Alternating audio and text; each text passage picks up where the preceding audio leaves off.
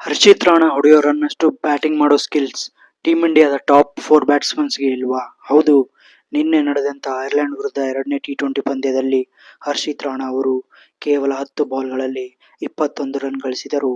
ಆದರೆ top 4 batsmen ಈ run ಹೊಡೆಯೋದಕ್ಕೂ ತುಂಬಾನೇ ಪರದಾಡಿದ್ರು. ಟೀಮ್ ಇಂಡಿಯಾದ ಬ್ಯಾಟ್ಸ್ಮನ್ಗಳಿಗೆ ಸುಲಭವಾಗಿ ಚೇಸ್ ಮಾಡೋಕೆ ಅವಕಾಶವಿತ್ತು.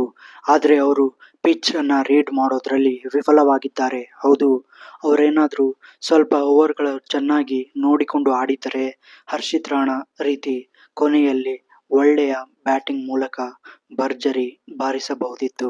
ಅಭಿಷೇಕ್ ಶರ್ಮಾ ಕೊನೆ ಪಂದ್ಯದಲ್ಲಿ ಯಾವ ರೀತಿ ಬೊಂಬಾಟ್ ಬ್ಯಾಟಿಂಗ್ ಆಡಿದ್ದರೋ ಈ ಪಂದ್ಯದಲ್ಲೂ ಕೂಡ ಸ್ವಲ್ಪ ತಾಳ್ಮೆಯಿಂದ ಆಡಬೇಕಿತ್ತು. ವಿಕೆಟ್ ಬಿದ್ದ ನಂತರವೂ ಅಗ್ರೆಸಿವ್ ಆಗಿ ಆಡೋಕೆ ಹೋಗಿ ಕ್ಯಾಚ್ ಕೊಟ್ಟು ಔಟ್ ಆಗಿ ಬಿಟ್ಟರು. ಇನ್ನು ಸಂಜು ಸ್ಯಾಮ್ಸನ್, ಇಶಾನ್ ಕಿಶನ್ ಹಾಗೂ ನಾಯಕ ಶ್ರೇಯಸ್ ಅಯ್ಯರ್ ಅದೇ ರಾಗ ಅದೇ ಹಾಡು ಅನ್ನೋ ರೀತಿಯಾಗಿ ಅವರ ಬ್ಯಾಟಿಂಗ್ ನಿಂದ ಪರ್ಫಾರ್ಮೆನ್ಸ್ ನೋಡಿದ್ವಿ. ಅದ್ಭುತ ಬೌಲಿಂಗ್ ಮಾಡಿ ಕಡಿಮೆ ರನ್ಗೆ ಕಟ್ ಹಾಕಿದರೂ ಸಹ ಚೇಸ್ ಮಾಡೋದ್ರಲ್ಲಿ ವಿಫಲವಾಗಿದೆ ಟೀಮ್ ಇಂಡಿಯಾ.